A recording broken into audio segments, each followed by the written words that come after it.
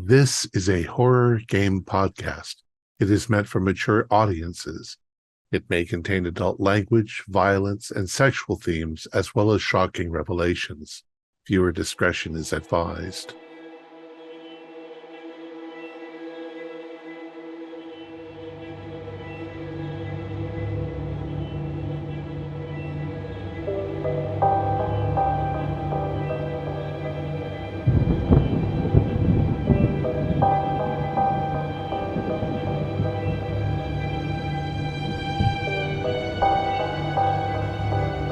Greetings, fellow investigators, and welcome to our video podcast, Into the Darkness, where tonight my friends and I will be playing the Magnus Archives role-playing game. I'm your host, Thom Raley. This is our session 0. So what will be... I'm sorry, boy, I messed that up. This will be session 0 to what will be a number of scenarios. The game is based on the wonderful horror podcast of the same name, which you can listen to at rustyquill.com. Our game master is Mike Machen, and he will be guiding us through character creation. And as I said, this is session 0. Folks, there are a number of ways that you can help us out. We don't monetize our show. We rely on your donations to pay for things. If you can spare a couple of bucks, we will be deeply appreciative. You can also share the info about our club with others, hit the like button, and leave us some feedback. We would love to hear from you. Our Patreon, for our Patreon, you can follow the QR code on the screen or the link in the description. Thanks for your support.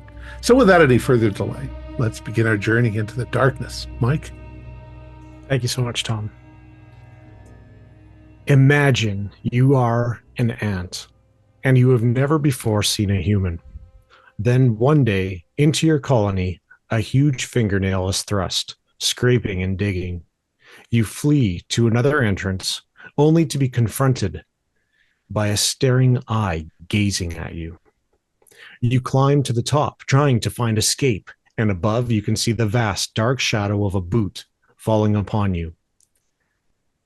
Would that ant be able to construct these things into the form of a single human being? Or would it believe itself to be under attack by 3 different, equally terrible, but very distinct assailants? That's a quote by Jürgen Leitner, a character in the Magnus Archives. Welcome, everyone, to our game, our session 0 for Magnus Archives. We're going to do a few things tonight, including create the world in which our Magnus Archives takes place. We're going to describe our version of the Institute, its leadership, and its goals. And then we're going to have a quick look at your characters, and we're going to build out from descriptors, types, and focuses to put together an idea and get into a little bit about how your characters know each other and their relationships with each other. And from there, circle back to a little bit of what each of you would like to see happen in the following scenarios and campaign as we play. So without any further ado, let's get into it. We've had a little bit of preamble talk about where our Magnus Archives might take place. Did anyone want to share or offer that location? I believe we may have already settled on Montreal, Quebec. Yeah, wonderful. In Canada. So we had talked a little bit about some of Canada's histories and ties to England, keeping in mind that this is not necessarily the same world in which the Magnus Archives takes place, but rather kind of a parallel universe that we're free to mix and match and mold from.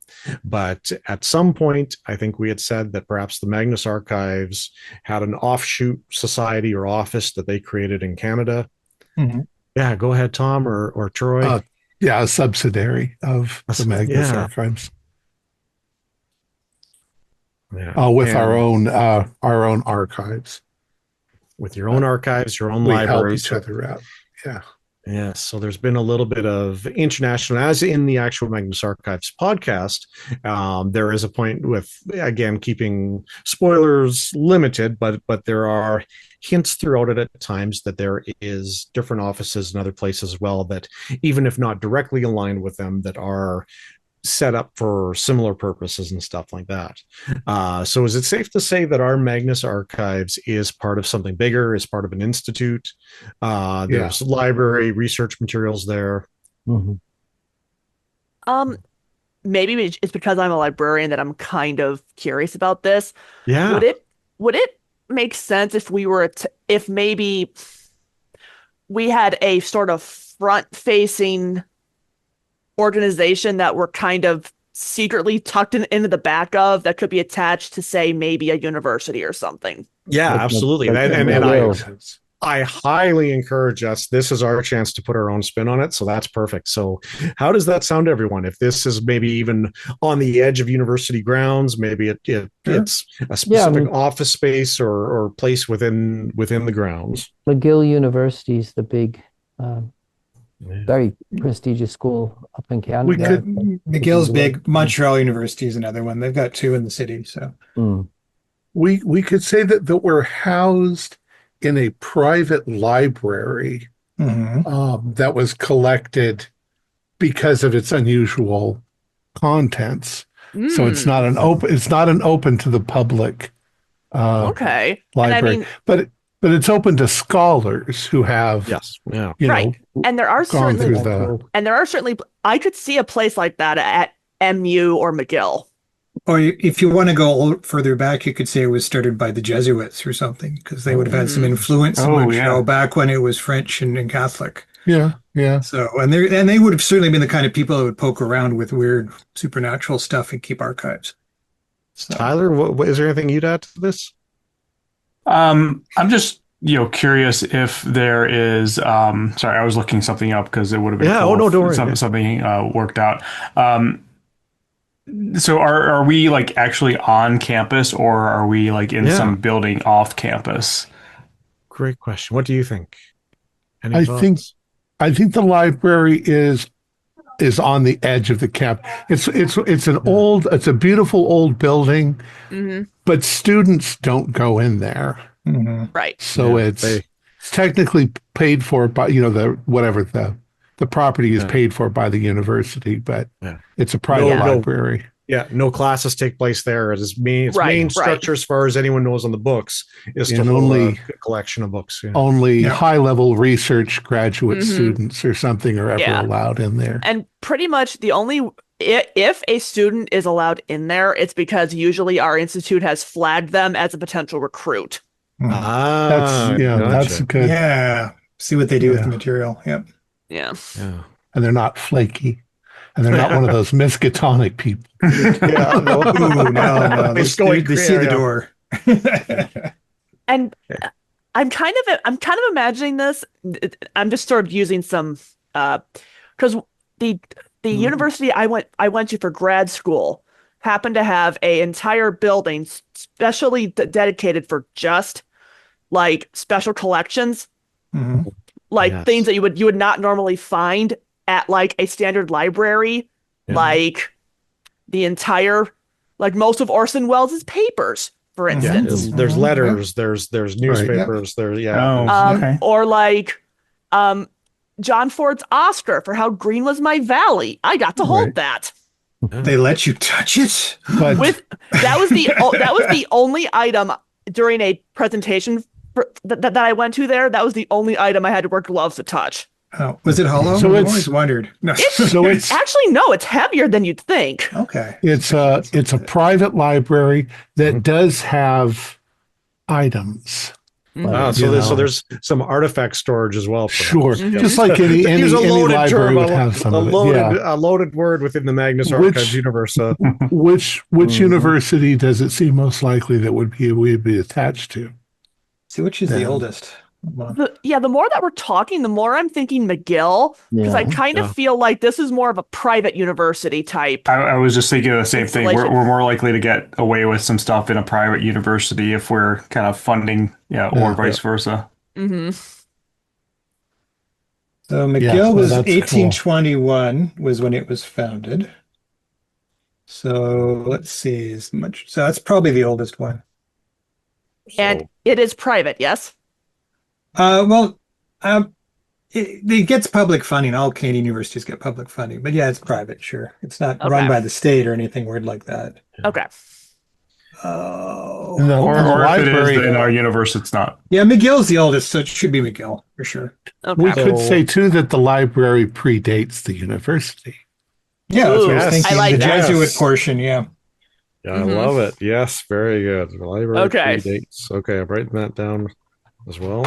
So, one question, and maybe we're going to get into this, Mike. So, if we Yeah. are, just tell me to hold off. Yeah, no if I worries. remember right from the podcast, they've basically the archives themselves are the files from all the interviews, and the protagonist is kind of transcribing them or trying to digitize them.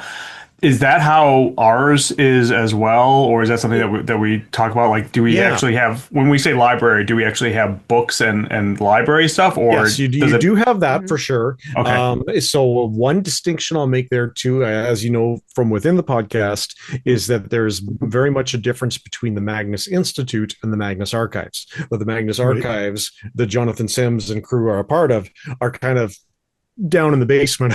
Pretty much they're kind of off to the side. They're not and they frequently describe at times when they interact with other people institute that the others all think they're a bunch of weirdos or into things that they haven't experienced, sort of thing. We can recreate that, but we can put any spin of our own on it as well. Perhaps this whole building, perhaps everyone who works in this library is specifically part of your effort, or perhaps that you guys are just a small group within it that work towards these goals while the rest are, maybe they even think that they are the main purpose and don't understand what your group does, but really maybe they are just there to assist you without even knowing it or realizing it, maybe. Well, that's something we can talk about, yeah. Suggestion then for the name of the library would be great question. The St. Cyprian Library. Ooh. St. Cyprian. It's So what's he the saint of? Well, he's not the saint of, but St. Cyprian of Antioch, I think, was originally an occultist who converted to Christianity and burned all of his magic books. Love it. Or did he? Or did he? Did he? I like that. Oh, super. St. Cyprian. Okay, let's start that as our founder. And if in fact we do predate McGill, would it be plausible then to say that perhaps they basically started expanding around us off of land that we let them use, more or less?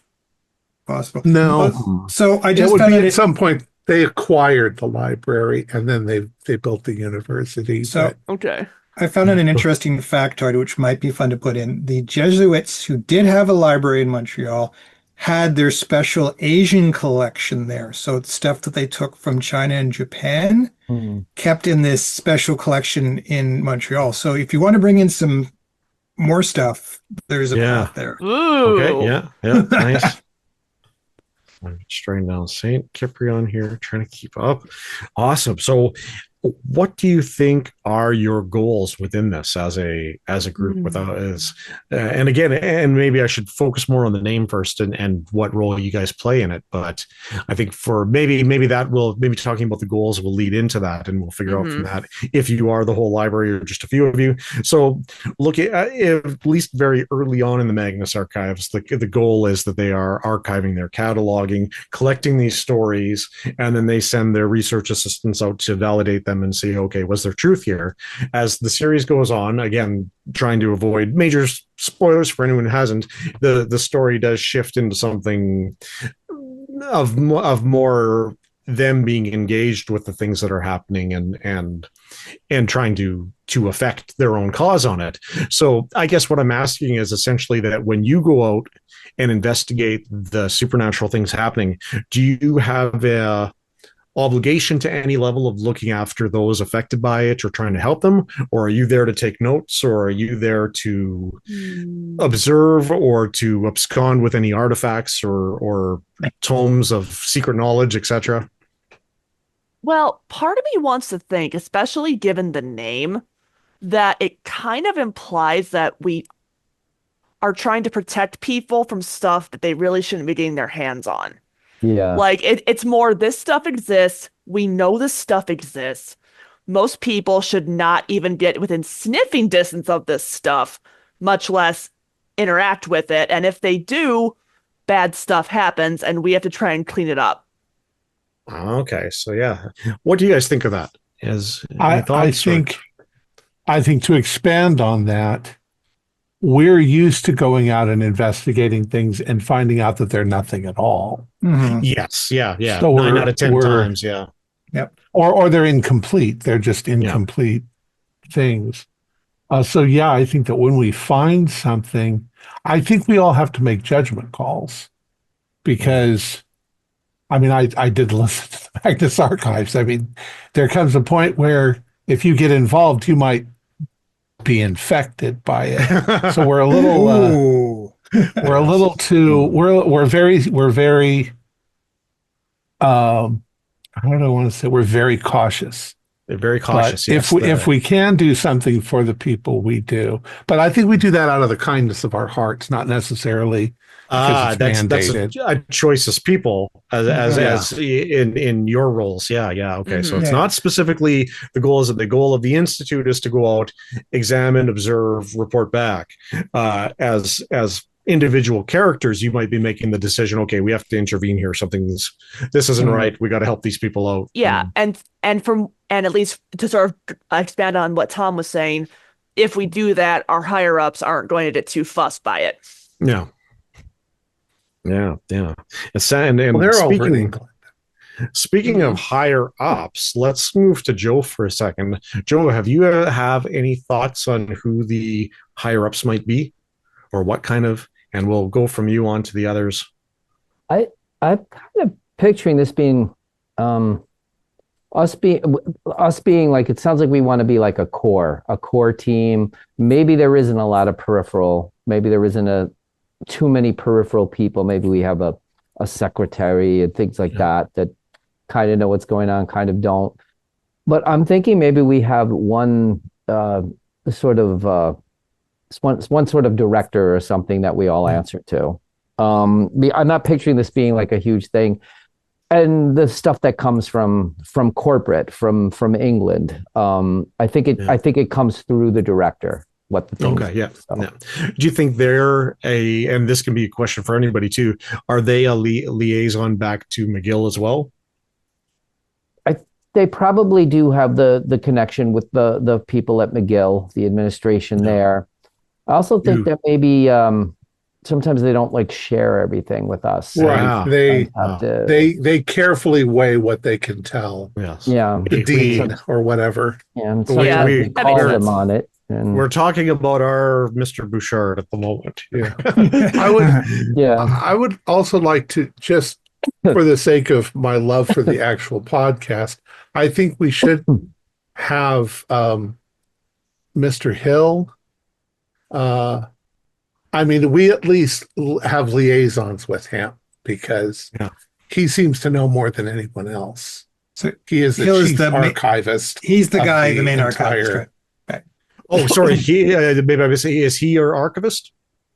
He's not our archivist, but he is the main one for the Magnus Institute. Oh, back in England. Yeah. Yes. So So we do occasionally get directives from him. Yeah, that makes sense. So if we talk to anybody at HQ, it's this guy. Yeah. So functioning in Canada and on this, do you think you primarily take cases specifically within Montreal, or do you think you have reach out to across Canada, across the border, even into the States? Is there, do you have a limit of jurisdiction? Would you go all the way to Vancouver on the West Coast, or? I think because it's an unusual topic, I think we have all of the Americas. It's just some of us have dual citizenship, maybe, which makes it fairly easy. Yeah, because there can't be a million things going on. Otherwise, the world would just exactly. So yeah. Is there? Do you think maybe there's a specific budget set aside for travel or stuff like that? Probably, especially if we have all of the Americas to worry about. Do you mean like north and south, or just the Canada, occasionally US, Mexico? It would be fun if they occasionally would send us to Costa Rica to find something, or sort of like as far as financing, North and South American hemisphere. Talk to Gene for financing. about the Yeah, financing. I kind of feel too that there are probably other Magnus Archives groups, annexes, Institutes. institutes, New York, maybe, yeah, or Los in other Angeles. major cities, but regardless, everybody probably has their own like expertise Set of and worries and- specialty. And so, if they don't know something, maybe they call us in, or maybe they're too busy. Hey, can you guys go, check this one out? But like we said, I kind of like how the England is controlling everything, and maybe they're divvying out the assignments too. Maybe there's some suspected manipulation going on for some, reason we don't know. Right. But Yeah. Well, it makes sense from the podcast that the Magnus archives are a room where they've just thrown in files for 40 years that have piled up they've got thousands and thousands of things to look at. And we've got the American ones, Canada, US, whatever. Possibly further. Yeah. Very cool. Okay. So, yeah, we're doing good. So, why don't we quickly talk a little bit more about surrounding staff and what kind of support you guys have, and then we'll move on from there into actual characters. What year are we setting this in? Yeah. Great question. Yeah. Well, yeah. Let's hit that first. I think we're well suited to current times, and this is one where devices like cell phones are great to include in it. So post-COVID. Great. Yeah. Post-COVID. Yeah. Okay. Yeah. 2026, I was thinking, it would, I think sort of like we're past what they've already done on the podcast. Right. But, and we're like sort of fresh our own. Yeah. There's nothing that would have happened in the podcast that would have affected anything we know about. Well. Okay, that's all secret, right? Yeah, that is. And you know what? I don't want to do surprises or spoilers, but again, let's fall back on alternate universe. If anybody who has listened all the way through to the Magnus archives know when I say alternate universe, I might actually mean something else, but for our purposes, alternate universe is totally perfect for it. And so we can assume that some of those events may have happened, but you guys probably don't know about it. We can also give ourselves a buffer. Say it's 2024. And then we've got a little bit of buffer for our little room history. Right. Yeah. It also gives us that room where we can space out scenarios and individual things to say, okay, like maybe a week happens between these two, but now a year has passed and your characters are now at a different point in their lives, or other things are going on. So that answers that question, which now we can answer the staff question. The staff, yeah. We probably have one secretary who answers the phone and gives us our, what's come in today. Yeah, they probably don't come in every day stuff. Right. And I would say we might have just like, aside from the secretary, we would probably have like people who keep the building running, like the maintenance people, the cleaners, that kind of thing. Yeah. Like a custodian or a janitor. Or, who probably knows more than all of us. Actually, maybe there's a security guard or night watchman who takes the job very seriously. He's been working there for a very long time, and he's sort of kind of in on it in some ways. So that's why he's very serious, or she, or whatever. And then there's Gene, who takes care of all of the financing, the numbers. Oh, maybe we've got a slush fund from illegal speakeasy money from the 20s that we use for that would be long gone. Oh no, that might by the way, I just had a thought. What if the night watchman, security person, whomever it is, like always has the best coffee in their thermos and refuses to share? Sounds good. What's their name? Joe is reliable. Joe is a good old reliable security guy. Joseph. Joseph, he of the amazing smelling coffee.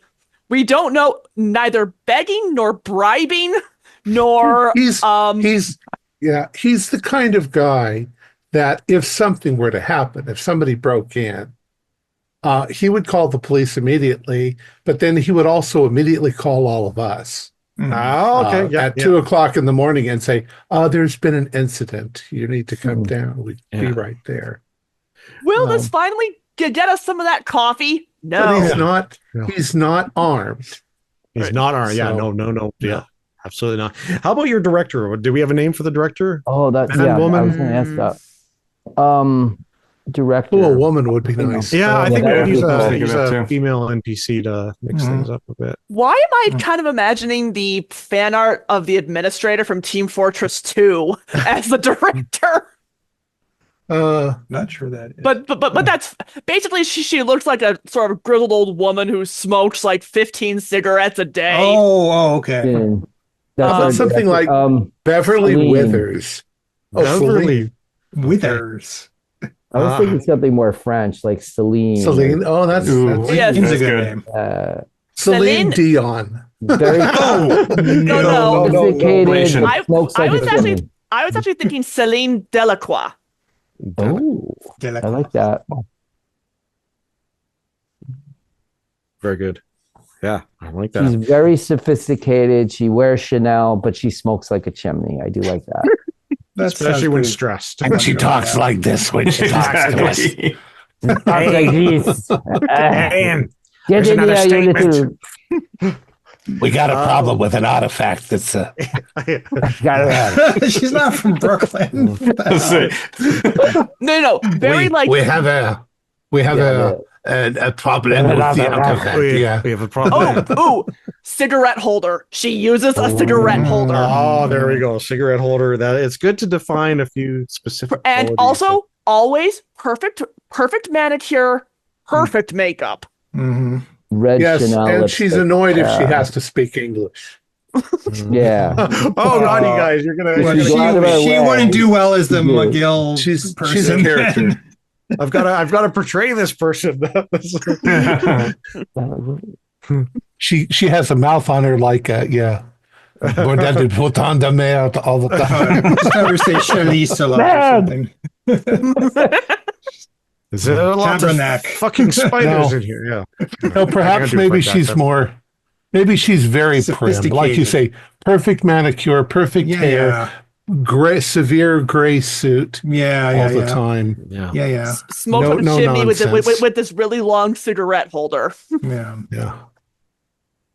And librarians. There's probably a few of the Oh, yeah. library staff Yeah. above. Oh yeah, Maybe. definitely. How much do they know what's going on with you guys? Are they in the loop, or they probably pull Thom's aside for you and As can a help you? librarian, I can Yeah. tell you a lot of them would at least have suspicions. they each maybe have some of their own. Do you think maybe 6 or 4 or 5, or we don't have to well, give names and faces? I'm also not but- sure how large of a building we have. Yeah. Let's. Yeah, where Let's- are you guys in the building? Even we could upper floor, main floor, Well, basement, We'll say it's a 2-story. 2-story. There's a beautiful library here. It's really just a long rectangle like that, Mhm. Mhm. but it's got floor to ceiling books on the 2 walls, and then there's a balcony that goes around it, and then all the tables are just lined up in the center. So Okay, so we could sit. When we meet in the middle. Mhm. There's never anybody else in here. And then there's stuff up there. Everything is in locked glass cases. all with right. So wire in that reinforcement. that case, I probably would say 6 tops for librarians. yeah. And okay. and given that layout that Thom is Well, saying, I'm I would- thinking. I mean, you're thinking librarians, except that nobody ever is allowed in here. right? But we can't. But I cannot imagine that we would be the ones having to take care of all that stuff all the time. Well, that we'd have a curator, of the collection. Right, I mean, they- it'd still they be would- librarians. So- but They would still Yeah. need at least a couple other people. So this isn't I- as disorganized I think as the original then. This is Yeah, actually yeah, nice and and tidy. Great question. Yeah, that is something we can look at. Because it's disorganized, we need like No. piles of stuff in some room Right. somewhere. No. Selene would not would never. Celine. No. She. No. I think Troy's question can lean into a little bit of what brings all of you into this as well, because in the original podcast, the fact that the files are in disarray when Jonathan Sims takes over is actually part of the overall story arc and the meta narrative that goes on. Right. Is that what did I said Hill? It's him. Sims, is that his last name? Yes, Jonathan Sims. Yeah, that's who I was referring to. Yeah. I would still just as rather let's change the name. Let's put our own stamp on it. Because they gave me the books for free, I just kind of want it to be solidly tied in to have a connection. Yeah, no, I have no problem with that. So then I'll give a spoiler. Then maybe in the same route, that what if I told you that in 2024, Jonathan Sims is no longer the archivist at the Magnus Archives? Okay. We might be breaking our timeline already anyway, sort of thing. Okay. So there is no new person? There is no necessary pressure to incorporate that just because of later events in the podcast. We can simply, during our games, we can refer back to him. Yes. Since it was only a couple of years ago. Yeah. But, I like that. But yeah, to answer your question, Troy, I do get that, the whole disorganization part of the podcast. But just from how we've been describing the director, I just don't think she would ever allow that. Well, that's her perception, but she's not the one organizing it. So maybe she came into it. She came into it and it was a mess, just like it was in England. Yeah. And she wanted to tighten up. And that's part of the reason we've been brought in, is to help tighten this stuff up, clean it up, and get it where it needs to be. That could also be a lead into the things, whereas in Magnus Archives, again, we keep going back. Okay, this is what the podcast is. Well, in the podcast, they jump between new statements to old statements to new statements. We're setting up something here where we're very set up. You guys are ready to pretty much start taking new statements, and that's totally fine. So rather than digging in, maybe we in terms of what I throw into the game is that we literally start with people coming in to give their statements versus very much in the beginning of the podcast, Jonathan Sims is going through the archives, pulling out, and they're almost randomly, and this one's 2 years old, this one's 10 years old, this one's 25 years old, we're back to one 6 months ago. And that's part of their storytelling method of how they slowly fill in clues here and there and we'll work you through to get into the meta narrative. But in our case, we can form our meta narrative even just in the present and just having as cases come in now. We're taking statement. We're the ones taking statements. We're not recording statements because we're getting the original. Okay, that makes sense. Yeah. Okay. Tom, go ahead. I can tell you. I'm still itching about the librarian. Okay. Yeah. So what would 6 librarians be doing on a daily basis? That sounds like a lot of people. Jen looks like she's got an answer. She's a librarian. She's the ex-librarian. So what's the answer? Yeah. I also worked in an academic library, so I don't know. We are so basically, it really depends, but I can't imagine we would really have a whole lot of patron-facing services going on because, as you said, it's really just invite only for researchers. But that being said, we would still have people who would need to catalog the collection, see how often it's been used, make sure we keep subscriptions to like journals or databases or whatnot. We've got also the people to make sure that all that stuff works. You guys need an IT person too or something. And then of course, as much as we don't like them, admin do have a place. You do need at least a few people to make sure that like all the units are talking to each other and knows the big picture. Well, part of that's going to be what we do.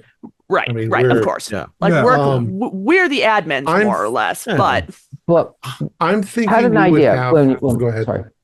I had an idea. What if on paper our titles were librarian, but we're doing a lot more than being librarian? Okay. Like for the university, for the funder, whoever. That's on paper. That also means we're that curators and Yeah.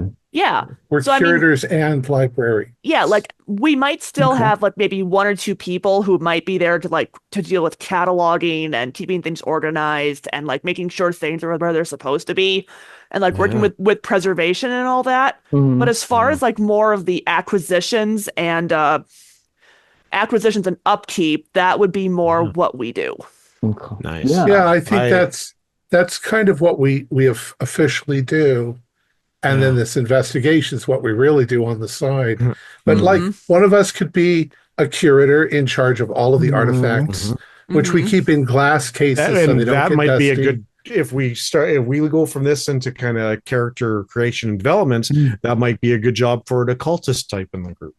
Right. Yeah, and then one will be in charge of, I don't know, the collection itself, because like I say, everything, the one at the Huntington is everything is behind glass, and it's all controlled because, you know, you don't just pull the books out because they'll be damaged by the moisture in the atmosphere. Right. But you have all of that. You don't really need to take them in and out all the time to clean them. But you'd also have somebody who's a bookbinder who can make repairs on these artifacts. Oh, yes, definitely. Or like somebody who maybe actually does have experience in archives and like can do the preservation techniques, Right. putting them in the boxes. Maybe we're those people Yeah. too. Yeah. And So maybe one person permanently in charge that's there all the time, just keeping an eye on things while we go out and do what we do. So is anyone hearing this and thinking, okay, this sounds fun, but I'm not sure I want my character to be that? Because if you don't, there's still room to fit other ideas. We can use this for the core of our group, but if anyone wants to be that police liaison or former detective or something like that, if there's other with the game, of course, the types follow elocutionist and occultist and even investigator are really good roles for within the library. But how we fit a protector class type into the library might be a trickier one to figure. Does anyone outside the library institution in general or the Magnus archives know about the bad stuff that they stumble across? Is that sort of a thing? Like, do they have consultants? We don't let them. Yeah, it could be consultants, could be there's so I love the library thing. I think we go with that, but I don't want to lock everybody into that. If you I still want to essentially say that you can. I think that we consult with the other Magnus archives about delicate things. But not with common people. I would like, considering what we talked about, I'd originally said I want to be an investigator. I still want to be an investigator, but I like the idea of being a conservation. So I'm I make sure that the collection, we'll call it the collection, is kept in good condition, and any repairs that need to be made or things that need to be cleaned, I'll take care of that without. We're not going to let the night staff lift up the things and dust off the deadly heavens, no. skull from eternity, or you know. Right. But that's really a sideline. So Thom, I'm gonna write you down in my notebook for the moment then as investigator, as your type. I think that fits great for it. If we start thinking about that and want to change it, we can change it and figure out anything. But that can be a good pivot point from which we can keep going around the table to look at other people's ideas. So how do people know to send us statements? Where does that come from?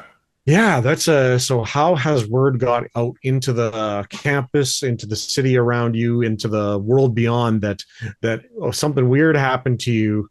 Head over to the St. Cyprian building and so we might have an affiliation, since we do have to have some connection to the campus, to say, for example, the anthropology department. Or anthropology / sociology. So if there's any kind of folklore or mythology or collection of folk tales, they would do it, and they would also send out interviewers. Yep. And so maybe that's our connection to it, right? Like, okay, that's is that something you want to follow up, Troy? I might follow that up. Yeah, I was going to maybe do the RCMP guy, but maybe I'll do the interviewer guy. I don't. The university sends out students to collect folklore, and then we follow up on the stuff that's like, oh shit, that's so the graduate students that might be collect something. stuff, The professor goes like, "What the heck?" and he passes it up the chain. Okay. That sounds like it could be a good fit for the elocutionist. If you're out and talking to people and you're kind of one of the faces of the organization, that could be a fit. If there's something else you have in mind, again, it could be a good investigator as well. It could even be a good protector. Maybe you figure that you have a role looking out over the student body and over those who come to you. Occultist just as easily. Is there any that sound good to you, or They all sound good. okay? I'll let you think about it. We'll circle back. We'll circle back. Okay. Tyler, Joe, Jen.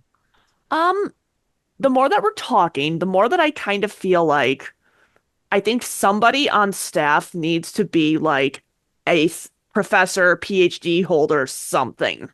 Mm-hmm. Okay. But yeah, So like maybe is a teaching professor. Maybe is a tenured professor, but maybe doesn't teach any classes, Here. which would give them access to like, I mean, we would have that access regardless, but it does give us a bit more legitimacy if, like, say, some rather well-known researcher of blah, blah, blah is on staff here. But maybe quietly there's something in their background that had them quickly leave that previous life and find themselves perhaps better situated, or maybe this is the last option really available to them left. That is certainly. Well, it would make sense since we're working for a university that some of us, if not all of us, have high-level degrees in Yeah. I see that archaeology or anthropology. Hold on. Yeah. Cat. I see that teacher falls under investigator, as does scientist. So that's they all have a few kind of key words that you can swap in and out a little bit. Yeah. Is there anything calling to you, Joe? You know, I have been thinking the character that I've been thinking of and sort of putting together in my mind. I'm kind of rewriting him because I originally was looking at him as an occultist, but I'm actually thinking he might be more of a protector. The character I'm thinking of has has had some previous experiences as a younger person and always been curious with vampires. That's because that was one of my favorite episodes on the Magnus archive. And I was thinking maybe he's there as sort of a either like maybe not a police officer, but like as a bodyguard or somebody that goes with them. But he's still very curious about the paranormal and everything. But he might not be a full, professor type or librarian type or even a paranormal investigator, but an amateur paranormal investigator who also has some training in. Yeah, enough that you've crossed paths with some of the others and maybe they've recruited you into this or you've had to use the library a little bit for your own purposes and research. And just that's how I kind of became involved. They learned about me and I like that. I stayed. Yeah. Boy, I'm writing you down as protector for the moment. Again, if you want to change that, or I totally understand why occultist appeals for that as well. But what's the big difference between apparently a professor might be an investigator, but what's the difference between that and an occultist? Well, again, focus. Kind of just a little bit of where the special abilities and stuff steer you towards. So even elocutionists could be, so think of elocutionists as the main speaking class. A lot of their abilities trigger through interacting with people. Think of an investigator as a clue seeker in the game. A lot of their abilities come down to noticing details, picking up on things that don't quite fit in. They'd be more observant, whereas your occultist might be your more esoteric knowledge base and be able to say, well, in this volume, I know that this was spoken of at some point, or back there is a file somewhere in the basement that mentions this, or they might bring equipment with them like tomes or spell books or things like that. Okay. It actually starts to sound to me like, because I'm in charge of the collection, maybe I'm more an occultist than I am An investigator. Although under Yeah. occultist, it does list paranormal investigator. And so, Right, and right. under, but what's cool is it also lists it under investigator, and it lists Yeah, right. teacher under investigator, occultist, and elocutionist. So there's a lot of room to play here. This is awesome. yeah, Right, yeah. yeah. There's often, Okay. and So once we get into I'm in between there. Yeah. yeah. And of course, as everyone's probably noticed, there's 5 players and 4 types. Don't have any hesitation to double on that. Once we get picking a descriptor and picking a focus, there's different abilities to choose from. It's very easy to have quite different characters, even if you do match up on something. There's easily more than enough descriptors that everybody will have a different identity by the time we get playing. Okay. Tyler, any thoughts so far? I had a couple. So with I know nothing's set in stone yet, but what character? What are the not archetypes, but The types. yeah, probably. types. What which ones do we have so far? So right now, I just everything in pencil so far. I have Right. Protector put beside Joe, and beside Thom, I have Investigator. Although I'm now crossing that out and writing Occultist. question mark. And okay, I'm not doing the question mark, just Occultist. For Jen and Troy, I'm not sure yet. I think both of them they got an idea of who their character is, but not maybe who they match to a class. So we're pretty open. Okay. We have room for investigator you and to- elocutionist that we don't Yeah. have yet. Right. I I'm don't kind think of- that they're. Oh, go ahead. No, I'm sorry. Good. I was going to say, I don't think that there's any. I think the benefit of getting all 4 types represented is that it does give you guys a good range of abilities and things. Yeah. It leads into some potential different types of stuff. But at the end of the day, if we have 3 protectors and 2 investigators or something like that, we could still have a great game, and they'll still all be Okay. 3 protectors. No, 5 protectors. And Brutal. God. Brute Squad. you're all like siblings, and you're. I'm kind of leaning towards elocutionist. Oh, neat. Yeah, they're got- cool. I've got an idea in my head. I'm still trying to like flesh it out, but basically somebody who was drawn to the archives for their past deeds. They're somebody who's very charismatic, like almost like a former like cult leader or recruiter or something like that. Ooh. Wow. And Ooh, left, and yeah, I'm still playing with that in my mind. I don't know if that'll work, but Yeah. So okay. so think if there's something it may and there's in the world of Magnus Archives, there's lots of opportunities for cults, as you can guess. It all functions around different fears, and immediately the lightless flame and a few of the People's Church of the Divine Host is another great one. So and we can dive more into that, but I guess the biggest thing to think is and that might mean that one of the fears maybe already has put a mark on you a little bit.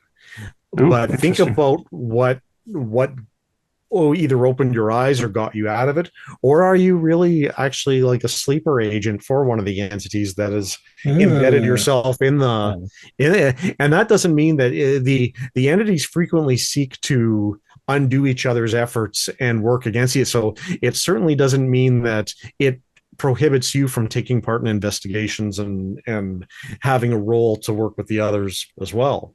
Okay. Actually, that just gave me an idea. Because it ties into something that I'm actually rather interested in real life. If I'm going to be a professor, could my research specialty be like cults? Yes, absolutely. Like, not just like basically, I'm thinking more of the psychology of cults. Like Yes.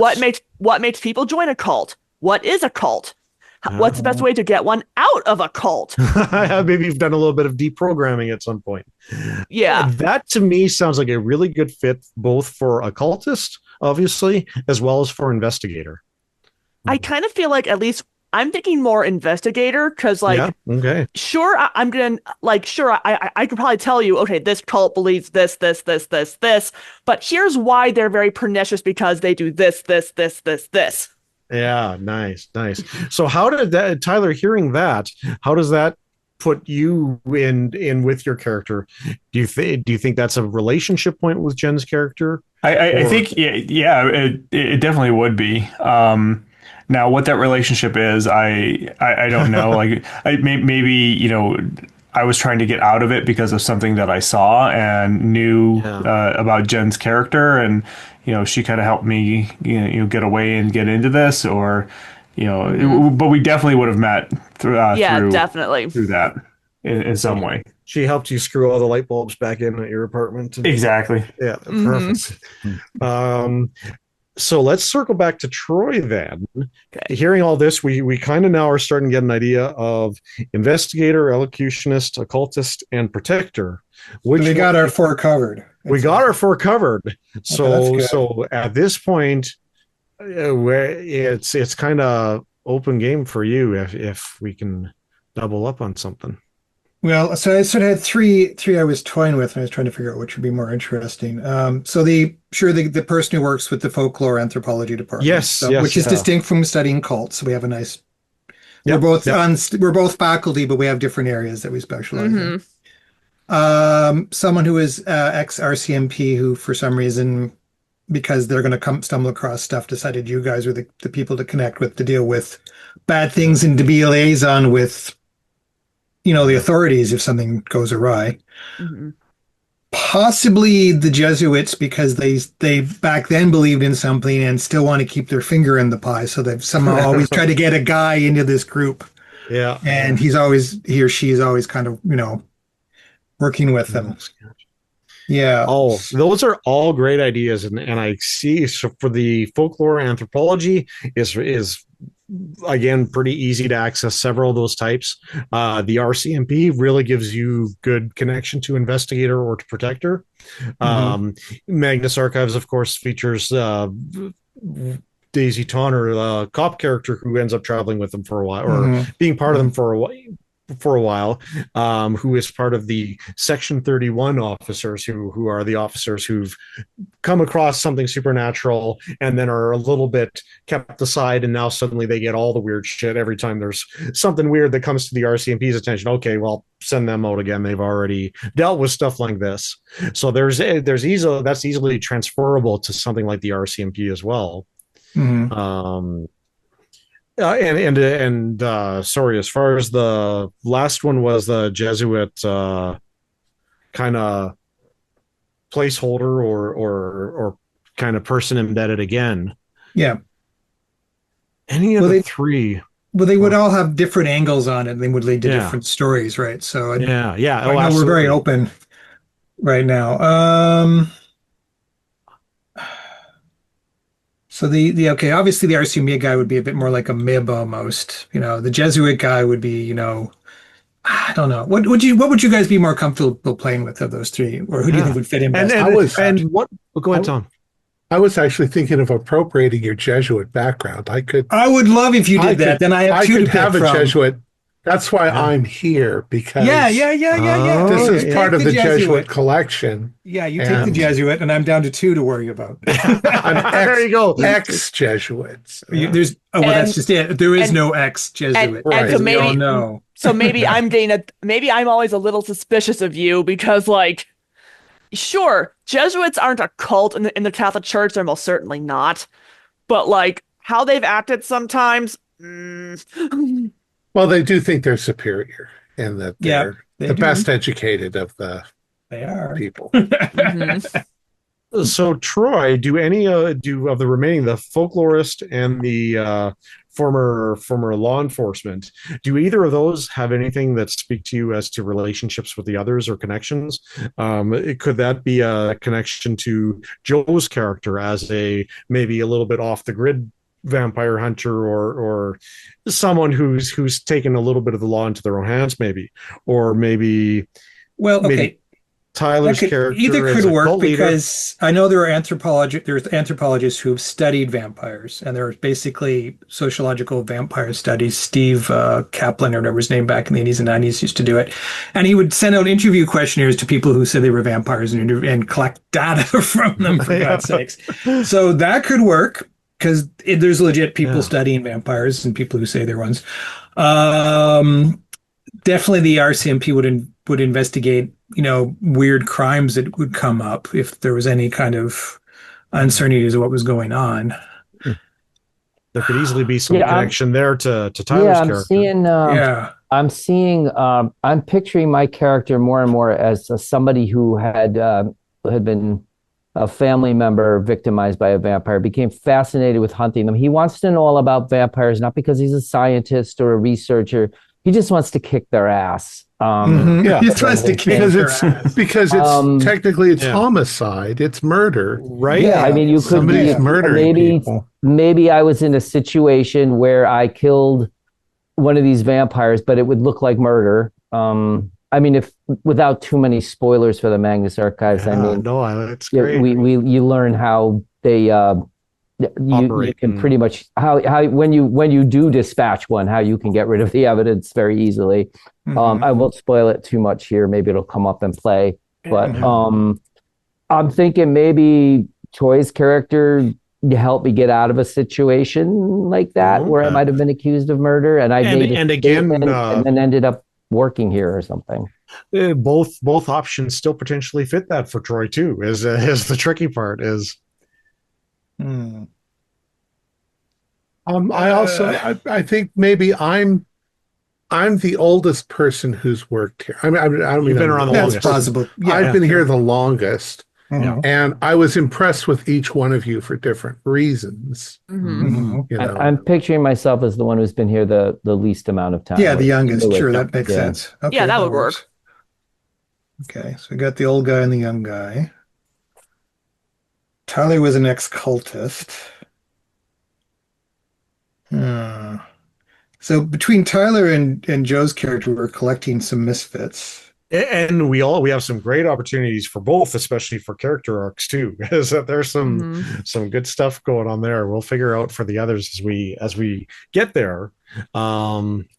If you want to start thinking about it, Troy, I could lead into descriptors and going forward, or we can keep bouncing ideas for a minute. Well, let's keep spinning some stuff, and I'll see if there's sort of a magnetic center that forms to one or the other idea as we talk about it. Yeah, sounds good.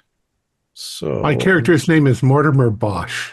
Mortimer. I like Bosch. it. Mort. Any relation to Morty. to Hieronymus? Of course. Mortimer. He's my great grandfather. I don't know. Oh, and then you're old. and the weird dreams that I have.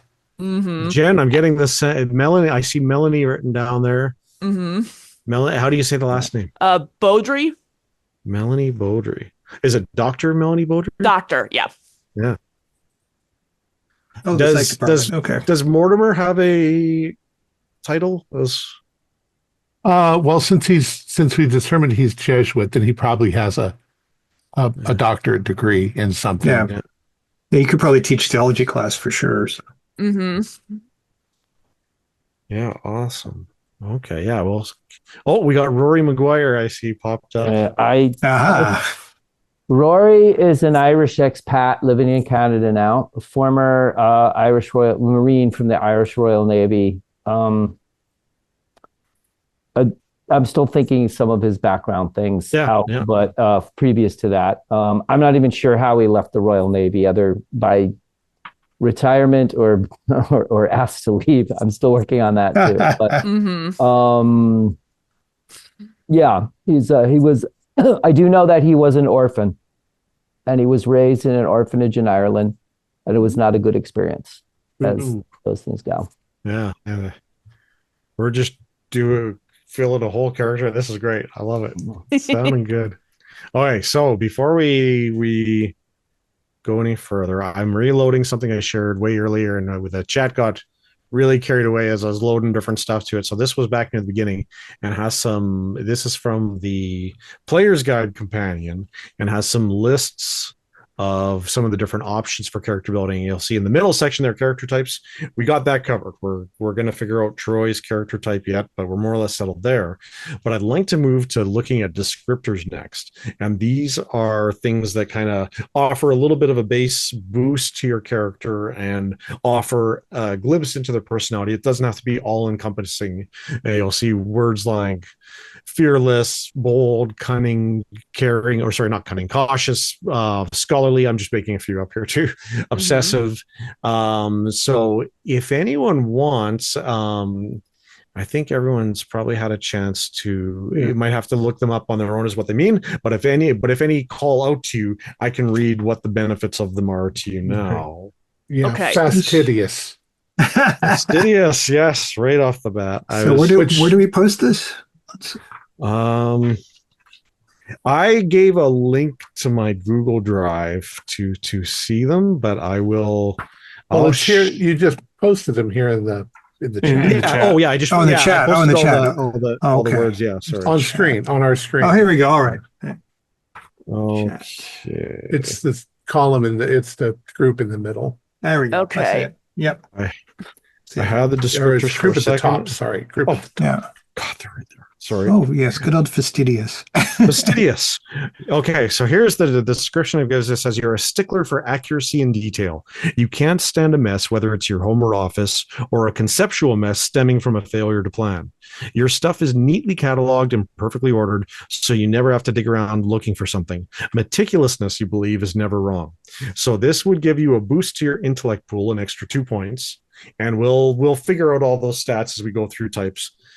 Some of this we do a little bit of juggling back and forth as we look at, okay, this is what you get here, this is what you get from your type.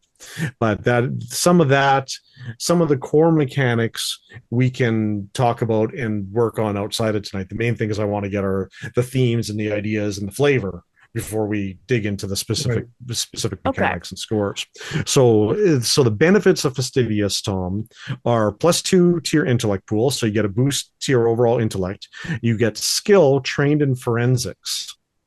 And it gives you you then have a choice of taking a second bonus skill from it. But if you do, you also take a liability as well, like a detriment as well. So if you do the second one, it says your choice of researching or identifying, with the suggested inability being you can't stand disruptions, especially to your concentration.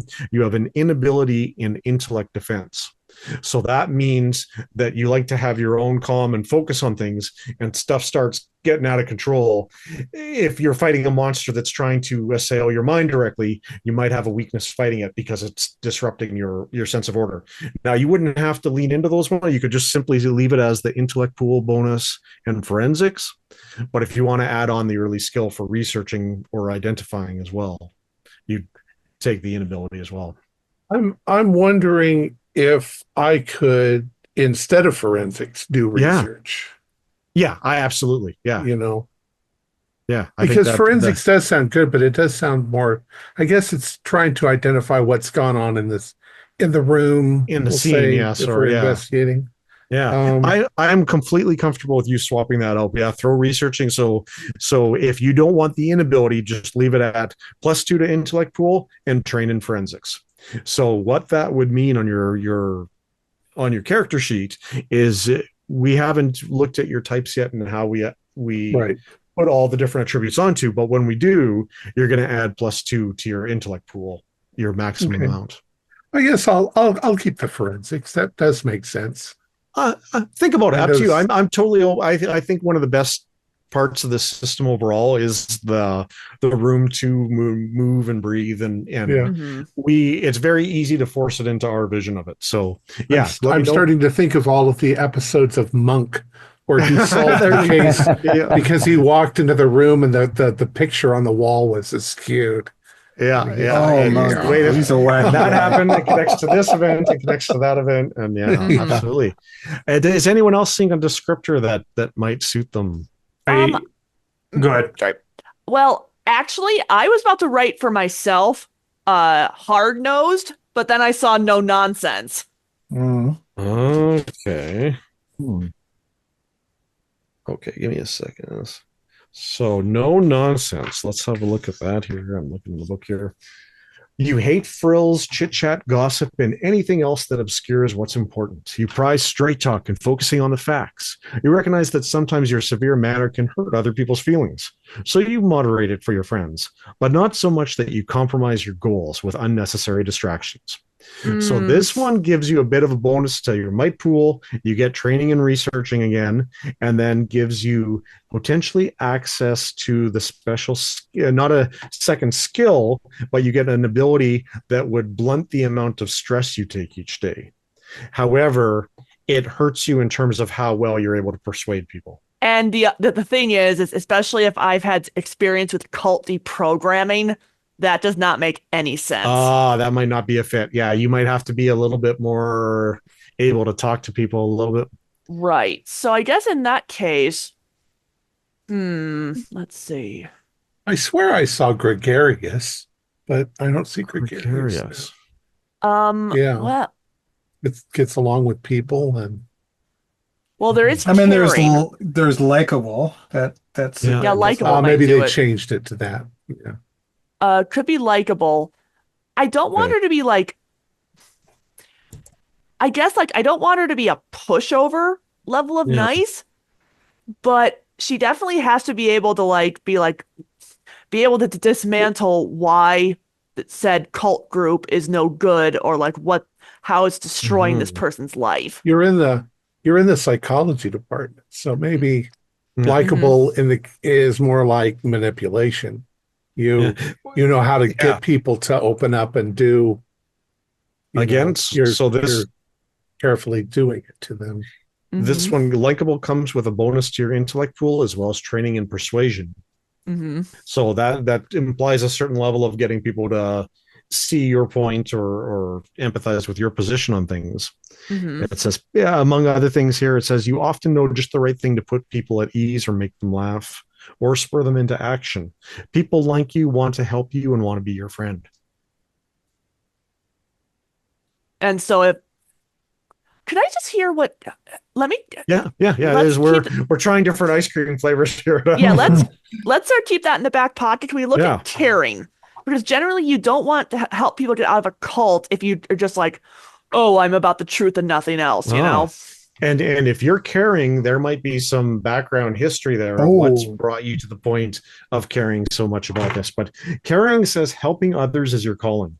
It's why you're here. Others delight in your outgoing and charitable nature, and you delight in their happiness. Again, this doesn't have to be word for word specific, but take from it the pieces that suit you, discard the parts that don't. You're at your best when you're aiding others, whether treating their injuries, helping them with a task, or putting the best face on a bad situation for the sake of morale.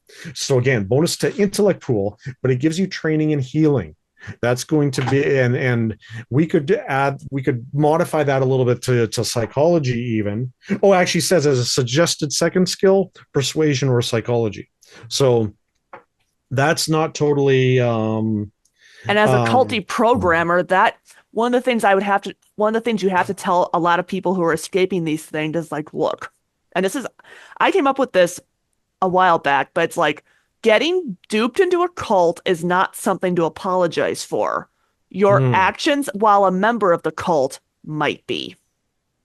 Caring sounds like a good fit here. Okay. I'm thinking that is. Now, whether you want to go with just the original skill or go into the second skill as well and an ability, we can go back to and have a look at later. I'm going to write down caring on my sheet here too. And in the meantime, let's keep circling through. Tyler, I think you'd been about to speak up, or I think I definitely want likable. You like likable, and we already talked about that one. So go ahead and go for likable. I think as a person with your background, having some level of likability is probably a good trait to have, is that you're able to convince people that you have their interests in mind, perhaps. Yeah, really cool. Sounds good. Did you want me to read any of it again? No, I pulled it up so I can see it. All right, yeah, all good. Joe and Troy. Go ahead, Troy, if you're ready. I'm still thinking.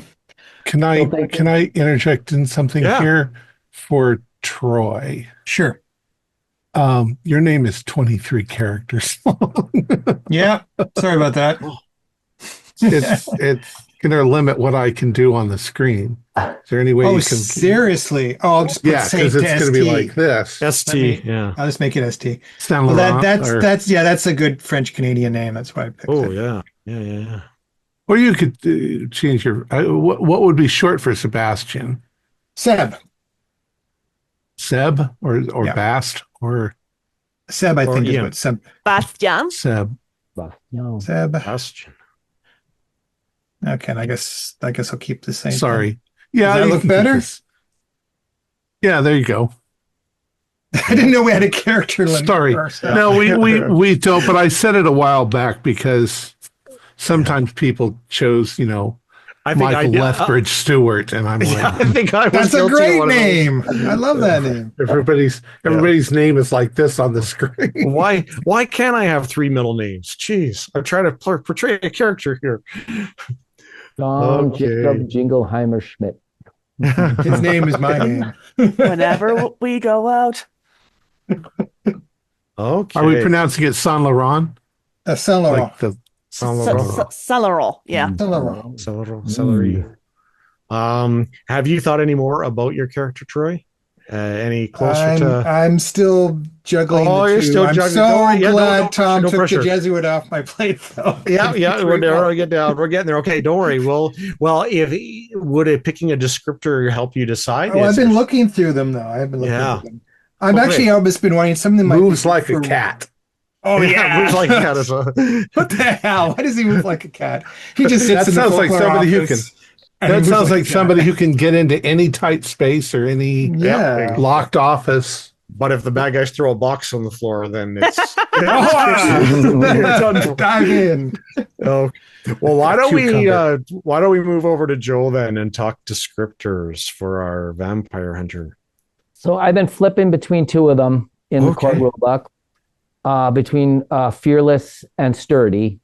Ooh. I think fearless fits better because I like the idea of, just there's no fight, flight, or freeze. It's just always fight. I think that fits the character. There's a +2 dauntless is the ability, +2 to might pool. Mhm. Suggested skill of endurance or initiative. I'd have to see which one I like better. But the suggested inability, there was my skill was you're trained in intellect defense. That's what I had a question on. What exactly? Yeah. I think that might be a good fit, but I just want to. I have, so I'll give you my opinion on that. And that is that it's perfect for your character because when I think about Trevor Herbert in the story and his first story as a kid, and it's clear that while the creature's abilities work on others, for some reason, they don't work on him. And that could be his intellect defense that's defending him from it, is that they try to cast their spell over him or try to mesmerize your character. And it's your intellect defense that would come into play, your ability to shield your mind from invasive or alien forces. I think that's perfect. Yeah, I think that fits very closely into the theme of your character. So yeah, and that suggested second skill is you're certainly not forced to make a choice there. Is that the catch there is if you take it, you get the inability as well. So there's nothing wrong with just doing the first I kind skill. of like the inability, the suggested inability of it makes you impatient, which means I have no ability in I have an inability in stealth, which I could see.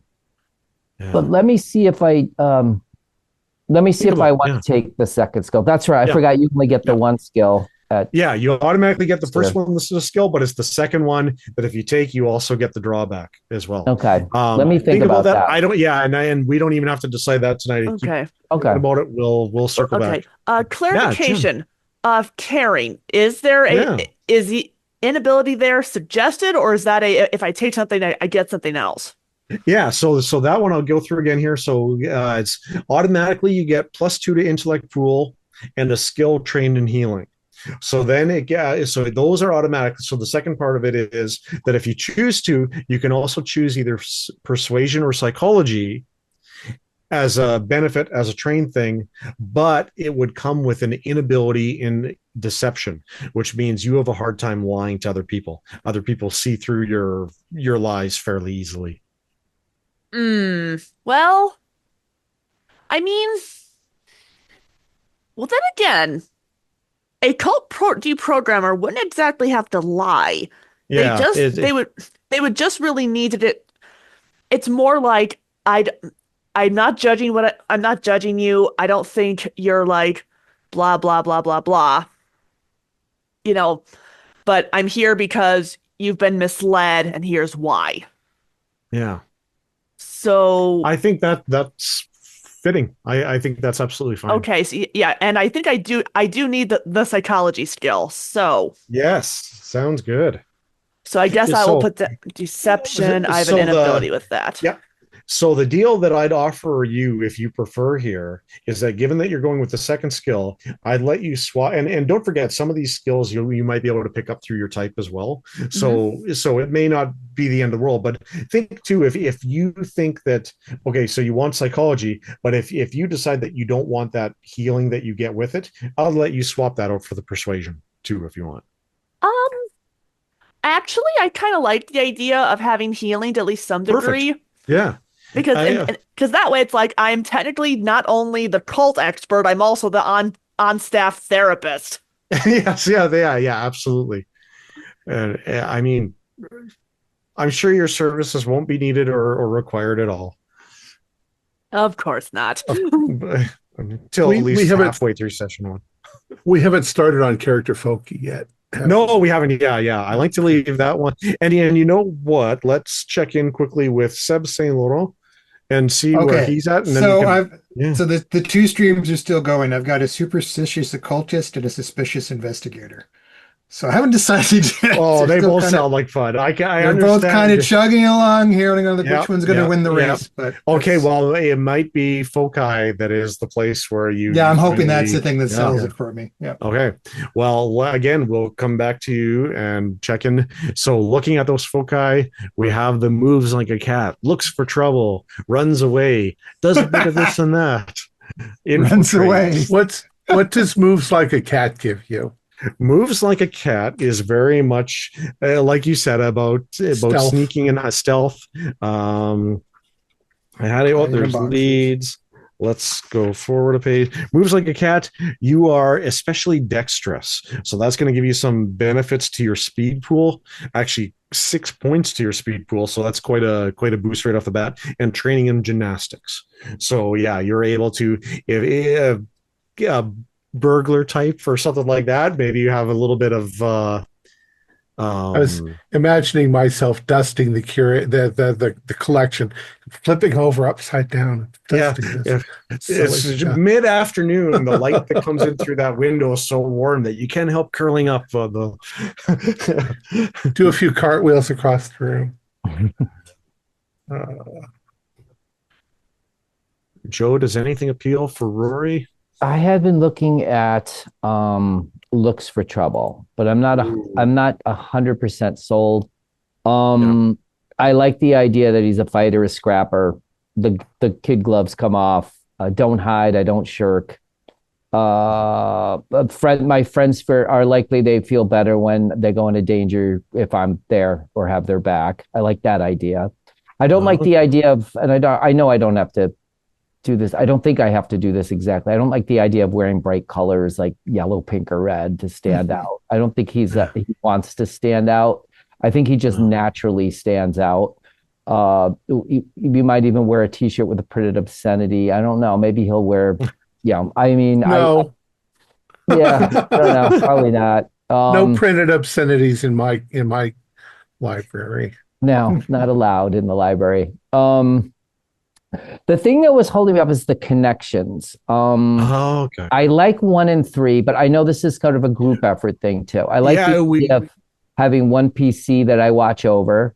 Yeah. And I also like the idea of number 3, if that character is near me in a fight, they can either ease my attack or hinder it, 50-50 chance either way. That's kind of so neat, so with those, you're not forced to take all of them. It even tells you even just to pick one. Those are the two I like. Then I'd lean into both. I think they're fun, and I think they're a great place for starting some connections between your characters. you want me to give you another minute to think and keep going around? Keep going around because I'm trying to pick between the 1 and the 3, basically. Yeah, in that case, let me check in with Tyler for our linkable elocutionist. Have you had any thoughts? Yeah, we're talking about the foci now. Yeah, focus. So I definitely think I want works the back alleys. Oh yes. Wow. And what makes this even more perfect, assuming Jen, you're still going down the same route with your character, is connection number 1 is the character knew you. Pick another PC. The character knew you beforehand and helped you get out of your life of crime for other pursuits. Nice. Which is exactly like what we talked about. It's absolutely it fits right in. Yeah, actually, I was really looking into explores dark places as my focus. So I think that ties in really nicely. All right, nice. That is awesome. Okay, Tyler, can I write you down for that one? Works the back alleys? Absolutely. I think that's fantastic. Works the back alleys. And yeah, it means that you start with light tools that include lockpicks, possibly some screwdrivers, possibly some other things. And you get stealthy, which gives you some training and some skills, including deception, discerning motive, disguise, stealth. So that will come very much in handy. Yeah, super cool. Works the back alleys. Okay, sounds good. Well, we got one. So let's go to Jen or Thom. Are either of you? Yes. As mentioned, I'm really looking into explores dark places as my focus. Oh yes, yes. Oh, that's a cool one too. You literally just said explores. Yeah. Let me look here. Because legitimately, some of the things you find out when you're researching these types of cults. Yeah. What has been seen can never be unseen. Yes. Yeah. And this really, and especially in this game, that these cults are in dark warehouses and old buildings and places that require you to maybe step into places that aren't very comfortable for most people in order to find and rescue people from it. So there's some good connections there that we'll look at in a second here. But the first tier benefit of it is trained in perception, endurance, and gymnastic tasks. Ooh. So that gives you quite a few more skills to add. We're all leaping from the tops of one building to the other. So you said perception, gymnastics, and what? And endurance. Endurance. Okay. Yeah, and over the next week, I'll check in with each of you, and we'll look at your characters, and I'll help make sure everything's in order and figure it out. But so I can read you a few of the connections here. Okay. It says choose one of the following with your group. Pick one other PC, another player character. This character has been your companion during previous expeditions, and the two of you work so well together that you both gain an asset to any dice rolls when you collaborate on the same non-combat task. So this isn't for in battle, but when you're out investigating, that it means you have someone within the group that you have a system already built. This is how you guys interact. Ethan, does that sound like something that might work with us? For Ethan, yeah, back to Okay. I'm going to write down quickly too. Ethan Caldwell, great, very cool. So again, I wouldn't hesitate to pick more than one of these if they fit. So I'll just keep reading to Jen for the moment. Okay.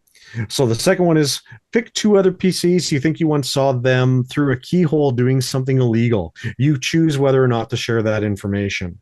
The characters can choose whether it really was them or maybe it's something that you misconstrued. Your choice. Again, I'm not sure if that sounds one like 10 candles. Yeah, it doesn't quite finish. Oh, so here's another one here. Pick one other player.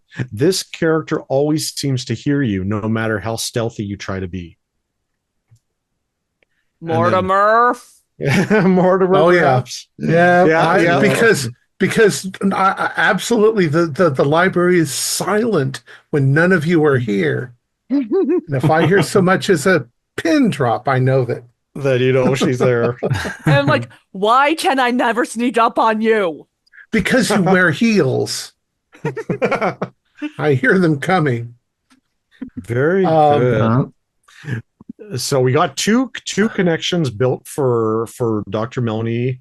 We got one for Rory and Ethan. So we'll come back to you guys to talk more yet. But let's check in with Thom for his. So I think, because I kind of mentioned the bookbinding and making sure everything's, I think, does a bit of this and that.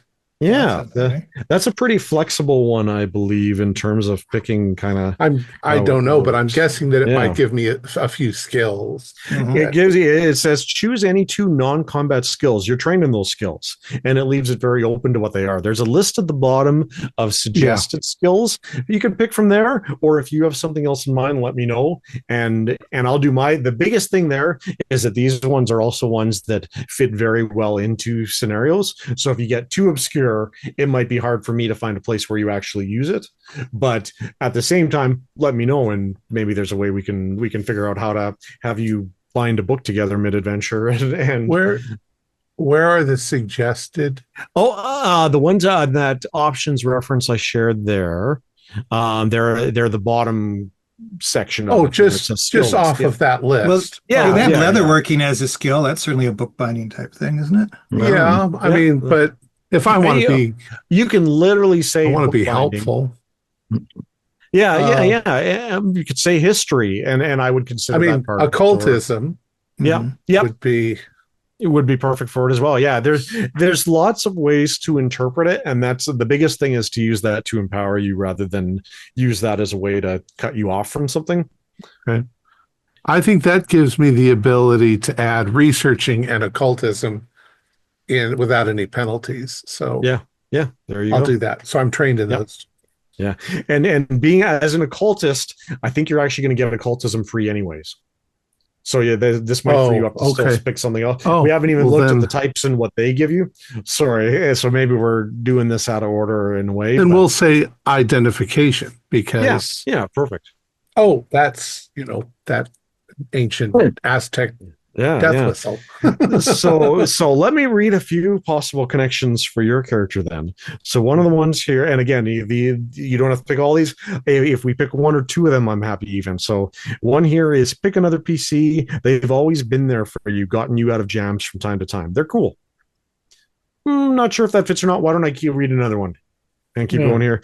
Pick another character. This character is too uptight for your taste. They've got to learn to chill, and you hope you're the one to give them that perspective. I don't know. I think you might be the uptight one, and everyone else might be more chill. So, okay, let's keep going. They're not uptight enough. Uptight.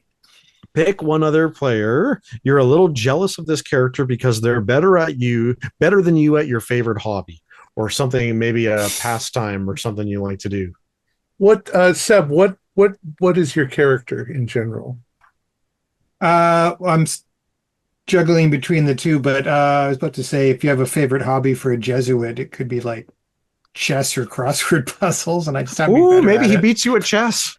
That could. And it's not even something I even care about. I just play it occasionally, and you hate the fact that I keep doing that.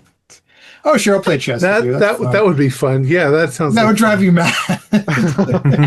and meanwhile, I'm snickering in the corner because yes, the person I can never sneak up on knows how it feels. In that one way. Okay, I beat you at chess. I win 1 game out of every 10. Yeah, there you go. Because it does. Yeah, you have to win occasionally. Yeah. Okay. Yeah, but you always wonder a little bit. Did he throw that game your way? Did he lose purposely just to keep you playing? I don't know. Oh yeah. Ooh, too sneaky. Let's or when he says, "Did I hear somebody in the stacks over there?" And I go, "What?" He moves apart. Oh look! Oh jeez, we're close to checkmate. Oh yeah, you almost got me. What the hell? Let's check in with Ethan. Did you want to pick another one? Was there any others that suited you for character connections for what did I have here? Sorry, for Works the Back Alleys.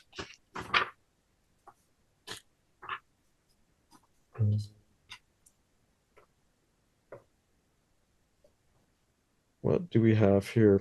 So Tyler, you had said that Jen's character knew you beforehand and helped you leave your life of crime for other pursuits. There's 3 others there. Pick another character. A while back, you attempted to steal from them, but they caught you in the process.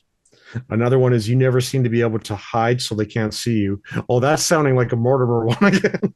And then we have pick another PC. They know your real identity if it's a secret, or that you work undercover if it's a secret, and has kept the knowledge to themselves. So in your case, maybe it means they know your back history, but they've kept it quiet.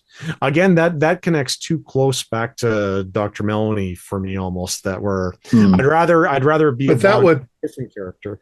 That would work for me since I was a Jesuit. I know how to keep a secret. That's true. I would never reveal what your past was to anyone. The sanctity of the confessional. Do any of those, and you're not forced to either, Tyler, do any appeal especially, or? Yeah, I like the last one with Thom's character. Yeah. You can confide anything in me and I won't tell anyone. Right.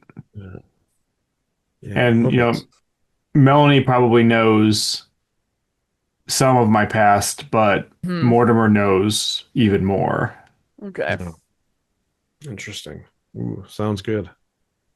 Is that comfortable? And I think too, for the record, Mike, you guys all know that I was a Jesuit, and you don't know whether I still have solid ties to the Jesuits. Okay. But I say that I'm no longer. I'm a former Jesuit. Oh, interesting. Okay. Yes, that's what they would say. Because I'm not a Catholic priest. Yeah. So I don't want to dress like a Catholic priest for this. Joe, you'd said that there was a second one that appealed to you. I think the third connection you'd said. I think I'm not sure what my connections are. I think either one. Yeah. I think we didn't pick that. Did somebody? Yeah. Was there a connection with? I thought you said there was a connection between Rory and Ethan, but I might have missed that when I ran to the restroom. Oh, sorry. I still kept catching up with the characters' names here. Rory and Ethan. Man, sorry. Did you guys discuss something? I thought I heard that, but I thought there might be a connection with Seb with one of the choices, and I'm trying to remember what exactly it was. It was it got me out of trouble with like from being arrested for murder or something, like for a vampire I had killed. Yeah. Yes. Give me a second here. But I didn't.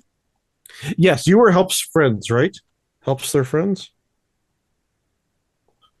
What was it? No, mine was, I was looking at, I was at Looks for Trouble. Looks for Trouble. Sorry. Thank you. Yeah. I blanked for a second there, and no, my fault. I wrote Looks for and never wrote Trouble. Looks for ... I was thinking, but I don't know what Troy has decided on yet. If it was some situation where he could get me out of killing, getting arrested for murder for killing what was really a vampire and knowing what was going on. I was thinking that I would take maybe number 3, pick one other PC. If this character is within your immediate range and you're in a fight, sometimes they can help me ease my attack, or other times they might hinder it. There's like a 50-50 chance either way. Yep. I was thinking like I might be nervous about it because I don't like, I'm still like, maybe he thinks I am a killer. Maybe he thinks I'm a murderer, but no, I killed a vampire. That's not a bad thing. Like, so maybe it makes me uncomfortable sometimes when we're fighting together in a situation like that. I could make either one work with that. Totally. Yeah.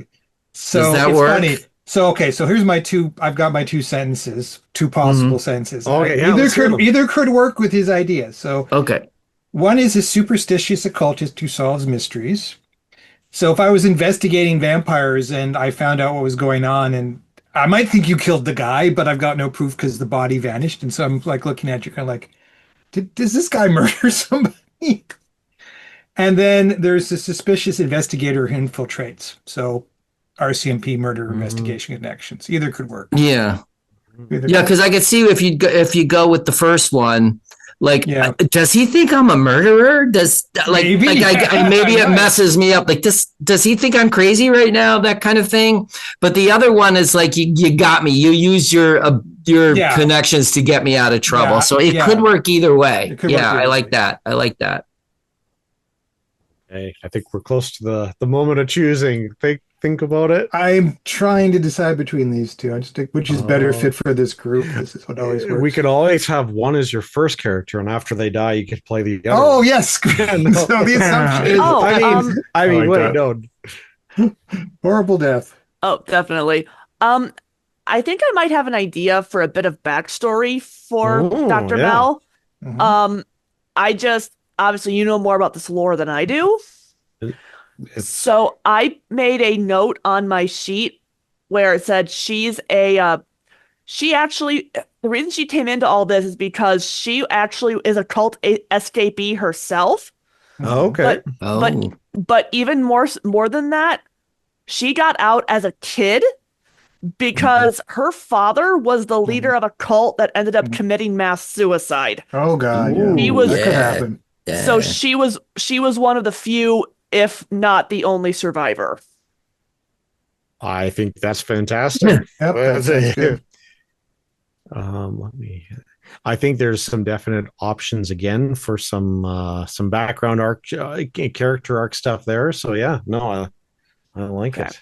Because obviously I can't really give much details about said cult because I don't know what might. Because I said on my sheet like an entity may or may not have been involved. Yeah. Oh, there's an entity for every situation. So yeah, we're Okay. good there. We'll come Okay, up with a fun. I think I decided superstitious occultist who solves mysteries. I think I'll do that. Okay, I'm writing down. Because I've got my other guy ready when this guy dies. You're right. There we go. I got my backup ready. Superstitious occultist who solves mysteries. Cool. So you're also an occultist. Yeah, Yeah. but coming more from the anthropology folklore side of things. Right. As opposed to, Okay. So I'm gonna look up solves mysteries here, and let's dive right into your connections. Well, Does he then we get a- were probably studying together. Yeah. Yeah, so we got a few options here. Again, Brow, we skip past any that you feel like that don't fit. Mhm. Pick another character. They're a true friend who got you started reading mysteries and detective fiction, which led to your current obsession with solving mysteries. Maybe your version of mysteries isn't quite as clear cut as that. Yeah, that sounds a little bit too much in the who killed who in the detective. parlor stuff. Yeah. No, So it's not. pick another character. That character does not seem to trust or like you, but you feel compelled to win them over. Oh, that's an interesting one. That's I going to like take a little bit of buy-in from whoever you choose. Right. Yeah. That there's some relationship goals to work on. Why don't I Okay. keep reading a few more? I like that one. Yeah. That definitely sounds fun at the table. Mhm. Pick another character. That character is a good sounding board.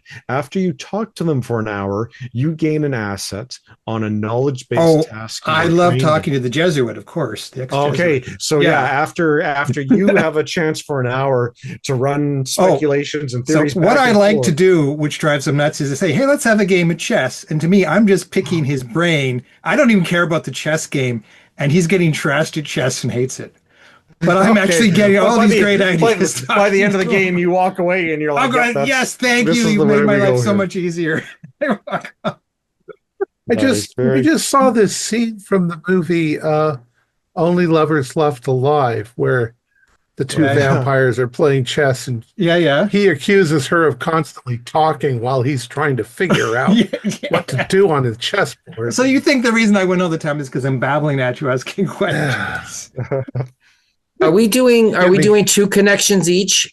Up to you if you want to. If no, there's certainly no pressure either way. But Yeah, if another something connection would be appeals good. I or- should pick somebody else. Yeah. With the reason I like a second one is just because we have a group of 5 and it gives Yeah. a few more bonds across the entire group. So what's the rest of the list? I So got one for there's a Thom. last one here, and that is pick another player or pick another character. You were rivals with them in some endeavor in the past. Okay, so that might be the other professor, maybe. But what would the endeavor Maybe be? Dr. Melanie Baudry, perhaps. Yeah. You've been rivals. What was number 2? The other one was the person who doesn't like or trust you, but you want to win them over. And the first one Okay. was whoever got you started reading mysteries or something like that. And we could reskin that. It could be one of the characters here got you started investigating or got you started looking deeper into the world or something like that. Right. It's very open to So reinterpretation. I've got a connection to Roy because I think he's a killer, maybe. Oh, okay, yeah. I've got a connection to Thom. I got two connections to Thom, so I should pick either Ethan or Melanie for my connection. Yeah. And I'm trying to think of which of those would be the Yeah, best. and you can go off script too if you want to. If you want to just make something up, it doesn't have to be limited to its suggestions. Okay, let me just look at this. For that matter, Ethan and Melanie, is there anything that comes to you to mind of how your characters might have regard or have a relationship with Seb Saint Laurent? Seb? Um, well, I mean, the professional rivals thing could be interesting, but the thing is, we're in two separate departments, so there's no real crossover there. Yeah. But I could see, like, we like to talk shop a lot. Mm-hmm. Even if it's not really cult related, I can definitely, I definitely want to chase down any lead I can get my hands on. Or sometimes maybe he'll throw like some obscure text at me and being like, there's something here. I can't see it. I need a second set of eyes. Look at it, please. Hmm. Hmm.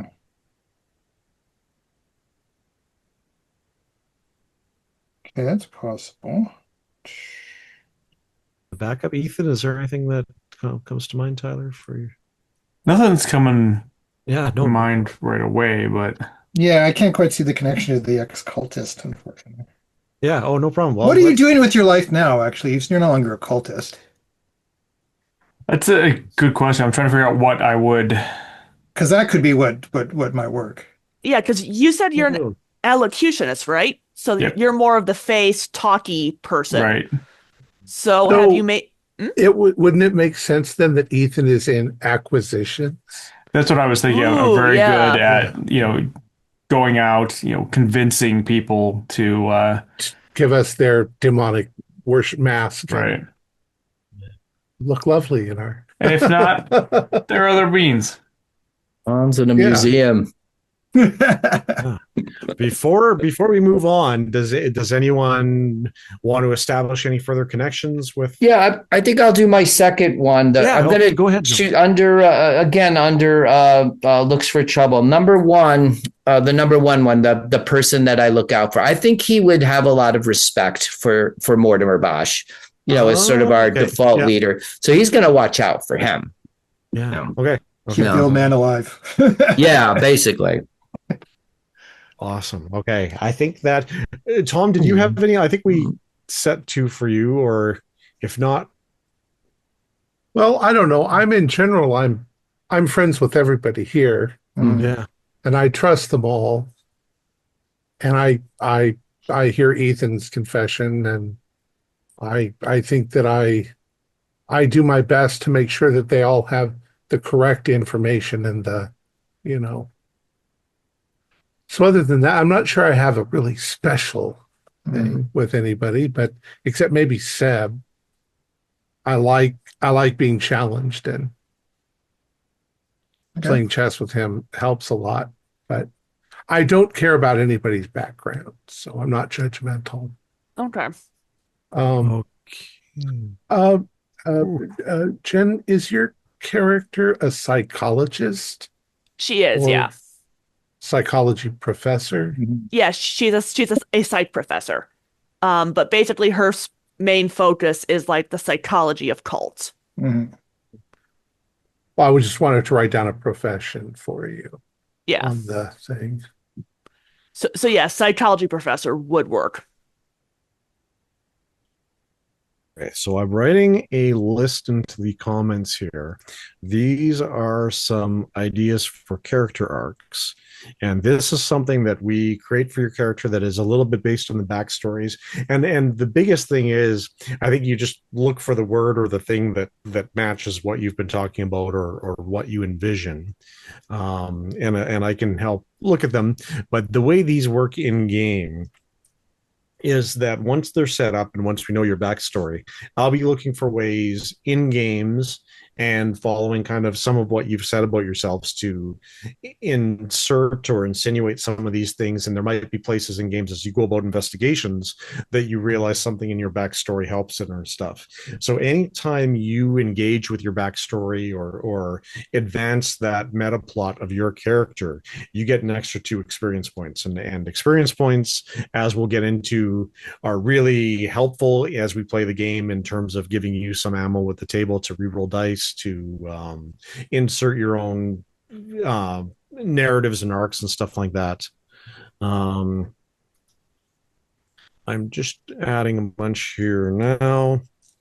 In this case, this might be something better for us to talk about during the week after we've set up our characters, but I'll still share them here. Okay. There's quite a few. Then again, Oh wow. Yeah, and there's more yet. I'm just realized that I had them in a spreadsheet, and That's a not huge so list. smooth. Yeah, and it's very much to cover. So I mean, for someone like Rory's character, there's avenge, but there's also Pardon Bless me. you. Thank you. yeah. There's revenge, but there's also, I'm sorry, I There's sneezed. avenge. Oh yeah, no. Well, there's avenge and revenge. And revenge. So both could have. So Mhm. okay, so that's the whole list there. They went horribly out of alphabetical order as I went. So finish a great work could be a good one for Mortimer if it involves getting everything into place in the archives and getting a master list of things or something like that. I don't see raise a child or being one or birth, but things like establishment, new discovery, assist an organization. That's an easy one for pretty much any of you. So let me understand. Are these things that our characters are trying to do over the course of the game? It's a little bit like your personal goal, or a little bit like something in your background that suits your character's experiences or travels through. Some of them are something that your character would intentionally pursue. Others are a little bit just where like something like fall from grace means that I'd be putting in situations where you'd be making wrong choices, and it's a little bit of a meta level narrative where in that case where you'd be slowly helping sketch your character's descent into you're deciding to have a fall. Yeah, that's cool. Yeah, exactly. Some of the others, like recover from a wound or trauma, is an okay one. It sounds like Dr. Melanie might have some trauma in her past. And certainly Rory does too. Undo or wrong could easily be an Ethan, or cleanse or rescue could easily be a Dr. Melanie. Defeat a foe is very Rory right off the bat. As is revenge, avenge, justice. Justice might be an Ethan option as well. Do we have to pick one, or can we have like 2? You know what, it's not a bad idea to have two in your mind, but for mechanics, I think it's best we have one specific one. The biggest thing we'll find is that I'll be trying to figure out how to engage these in game, and the more I have, honestly, as soon as I start playing, almost everything exits my head anyways, and I'm panicked in the moment trying to figure out what the heck's going on and what I'm doing. So I'd probably, but here's the thing: if you ever complete one of them, these are things too that we have some control in game in how they come about and how they come to pass. That if by session 3 you decide that Melanie has recovered from her past trauma, then you can pick a new one and move on. Is that the goal is to always have one. So it's not unforeseeable that you could plot to have more than one over time, but for gameplay sakes, if you don't mind, for now, I'd have you just pick one. No, otherwise I'll be that is totally fair. Overwhelmed. Well, let's see. Do we do that? I think. Go ahead. Oh, I was just. Do you want us to pick one now? Or? I'm just as happy if you want to think about it. We're getting pretty close to wrapping up for the night, so I I think that's something that we could very easily insert at the start of the next session, or give as we give an introduction to your character in the first investigation. I could try to give each of you an opportunity as we introduce your character. Is a good opportunity as you introduce them to talk about what they've been thinking about or what they've been doing lately or something like that. And that's where we can touch on those character arcs real quickly, if that helps. Okay. There's a couple. Is there more detail about each of them in the book? There is, yeah. There is because I want to kind of read through those. That has some. And again, as you do read through it, take it very openly, and the parts of it that again go with what works and what doesn't work, scrap, and we'll figure our own version of it and go from there. And that's exactly the way they intend it to be interpreted. Okay. Oh, cool. And then obviously like the more like crunchy number stuff will come in, during the check-ins and all that. Yeah, exactly. And yeah, I'll catch up with each of you about your characters before we end. There's a few that I can give a little bit more instruction in the chat on how we play the game and stuff like that. I know you guys have experience with Old Gods of Appalachia, so I'm not super worried. It's pretty easy once you get into it. We can do some of that at the table. Is there any subjects of gameplay that anyone is nervous about, or rules that I should focus on now? Not specifically, but I do have a question before that. Yeah, absolutely. I've only looked in the investigator's handbook. Is there any reason why I can't look in the big handbook? You know what? There is no reason at all. There is some information on what's really going on in there that I don't think that inhibits your ability to play if you know it or not. Anyway, the further you listen, the more you understand that anyway. So I'm not worried about that. At the very back of the book, there are 2 scenarios and there's monster stats and stuff. Those are probably the parts where but otherwise I totally encourage you to read through the types and because all of the explanations are in the you'll have no trouble at all following through the book and the chapters. I've put a few player aids up already. A lot of the game comes down to doing tasks and moving the difficulty level lower to try to increase your chances of getting a favorable dice roll for it. Easing the task comes from spending effort. That connects to your ability stats and how you interact with them in the game. Spending effort lowers things, makes things easier to do. Using your skills, if your skill is tied to something you're trying to do, that also makes it easier. Having the right equipment, having help from an ally, doing something in a way that there's an environmental or situational benefit. There's lots of stuff like that we can even almost rule in the moment a little bit about as well. Why don't we do a quick go around?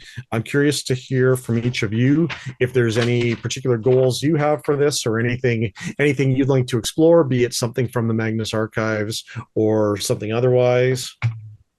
I'm curious to know. Yeah, Thom, go ahead. The fact that you've got, an infinite variety of weird things that we can get into, that's very exciting. But nothing in particular. I can't wait to see how this plays out. I have heard reviews that this is one of the best games for horror. Neat. That's out there, at least in the top 5. Wow. Wow. Nice. No pressure. And I'm thinking that although you said we have some time to think about it, the one that you suggested makes the most sense. That my great work is getting this all organized correctly. And that might never occur, and think about it, and that's almost one that can happen in session, but it kind of can occupy the space between investigations, or maybe you're in the middle of doing something in the archives when there's a knock at the door, and here's another person to give a statement that's going to put us off track, or I'm going to have to reorganize things as we move the section over for vast spaces or claustrophobic spaces or something like that. That sounds great. And actually, the more I'm thinking about it, I think recover from trauma would be probably my starter character arc. Because that is the entire reason I'm doing any of this. Yeah. Cool. I suppose before we finish, how do we determine these? What our speed, what our might, how do we do that? That is all within the book, and it's going to say for each type what your starting is. It gives you a number for each, and then it says you get an extra 6 points to put between them as you choose. So I think I can run through it here, and don't worry, I will check in with each of you to develop the mechanics a little bit further. Let me just so investigator, for example, if you're an investigator, you start with 10 in might, 9 in speed, 9 in intellect, and an extra 6 points to move throughout them, allocate however you want. And then so then pool that 2 for my pool that I get from the descriptor, that's going to add to the 1. Yeah. So that's another additional point on top of that. Okay, so that goes in the pool, or does that go on top of intellect? That goes in the pool, in the total amount of pool. So think of the intellect as kind of the setting for the whole thing. So that lets you track the total amount, the current amount you have of it. Think of the pool as being like the max amount. So if you have 15 in might, in the other box, you might track where you're currently at. As the game goes on, you spend it. So you might be down to 9 out of 15 there. Oh, okay. The other box is your edge. Your edge is the discount. When anytime that's at how good you are at using that part of your attributes. Okay, so I will. All right, so I'll pop that 2 onto intellect already. Yeah. So I'm starting with an 11. And I still have 6 to spend. Okay. 6 to spend, exactly. Let me move ahead here. Go ahead, Thom. Well, let me ask the question just to clarify. So let's say you said 50. Let's say if you had 15 in might, do you put the 15 in the pool, or do you put it in? I would say that is that the bigger thing is to remember and just be consistent with which one you modify. One box you want to keep as being your max amount. I'd say use that as pool, and then use the bigger box above. Use that as your current amount that you're subtracting from. And then if you had a +2 in might, would you just add that into that pool? Yeah, instead of 15, you'd have 17? Exactly. Yep. Okay. Exactly. Yep. Cool. And those addition so protector is going to be 10 might, 10 speed, 8 intellect. Elocutionist is 8, 9, and 11. So 8 might, 9 speed, 11 intellect. And then again, they all have allocate an extra 6 points to. And occultist starts really low on might. So occultist is 7 might, 9 speed, and 12 intellect. Okay. But again, with those 6 points, you can bring your might back up. But it just means that you're going to average out more overall than necessarily have. The occultist is really set up right from the beginning to have high intellect. Yeah. And there's no upper limit. Nope. Yeah. So key is and as you go on, you're going to increase capabilities, and we'll talk about that once we get in game. There'll be future times to increase your pools even yet. When we're regular playing the game, your current amount that you have can't surpass, for the most, unless there's a specific rule that contradicts me, you generally can't surpass the max of your pool. But you do have a chance as characters go on and progress to increase your total pool. And that's going to lead to having an even higher, your amount of might or intellect or speed might grow as the game goes on. All right. I'll don't worry too much if you're feeling a bit overwhelmed right now. It's not super complicated. It's pretty easy. Each tier, as you go through it, you'll see it sets you up with a certain amount of edge in each skill. Usually you'll have an edge of 1 in 1 or 2 things and 0 in another. I think occultists are just intellect, and one of the others is 2. So I'll go in and check through that. You get a certain amount of skills. We haven't talked about ciphers, but ciphers are one-use items, and kind of what the game name is derived from. That's something that is going to be a special boost that you can use throughout the game. We'll talk about that as we get into it. I'll send you each 2 cipher names and their meanings as we go. And I'm presuming that at the moment we're all just tier 1. Yes, yeah, all starting at tier 1, and hopefully over the course of a few investigations, we'll start advancing up and see some tier 2 or tier 3 characters we go. Let's go back to what we're hoping to see, and I'm just gonna check in with the other 3 here yet. Joe, is there anything you want to explore particularly within the game, either for your character or overall themes? I think my character, just like with his background and what I've been picturing, I mean, obviously the vampire thing is something that, whether it's an arc or whatever, but I think he's just, I think he's committed now to like all the weirdness and fighting all the weirdness. It's kind of now that he's with this group and settled in, obviously, but I think that's one thing that's of interest. And kind of just, he's been always looking to try to find a home. I mean, he's an orphan. So like, he's like, will this be a home for him? Like finally having a home. So there's a possible little bit of a found family theme that we might have too as it goes on. Very cool. Tyler, how about you? Is there, and could be even like tone of game or investigation heavy, combat heavy? I mean, I tend to lean more, I think a little bit, and my character is probably a bit more built for more investigation heavy. But I'm up for anything. I'm really excited for this, especially the fact that we get to grow our characters, which we don't always get to do in when we're playing. So yeah, I mean, I'm up for anything, and it's been a while since I've listened to Magnus Archive, so a lot of this is like new, fresh to me. So I'm just again looking forward to exploring everything within it. Awesome, sounds good. I can't wait. How about Troy? Well, I'm trying to figure out which one of these things will do this, but the superstitious implies gullibility. So I really like this guy idea of this character who just wants to just fall into anything, and he's going to accept what he hears. He's gonna trail onto a mystery that is totally wrong, probably, and think it's what he's investigating. It makes sense that so much of our stuff is probably garbage. So but I probably go like, this could be something, guys, and like, no, it's not. Which might drive me up a wall, because my entire thing is don't blindly believe everything you see. We have a whole file on Bat Boy. Bat Boy is real. Come on, there's so many people who've seen him. How could this be not real? Come on, until one day Bat Boy comes in to give his statement. Yes, there you go. There he is. And then meanwhile, I'm just looking over at you like, fine, you win this one. yeah. Bat Boy's the victim, though. That's the part you didn't expect. I think we're off to a really good start. I think we could call it here, and I would check in with each of you, and we'll look at filling out the mechanical aspects of your characters over the course of the next week.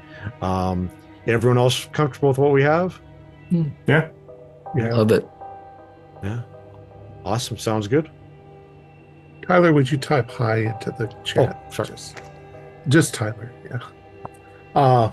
It gives me a record of how you guys spell your characters. Oh, okay. Yeah. So I had a feeling that you didn't. Cool, you didn't mean me, but I jumped in anyways. It's okay. All right. Let's see.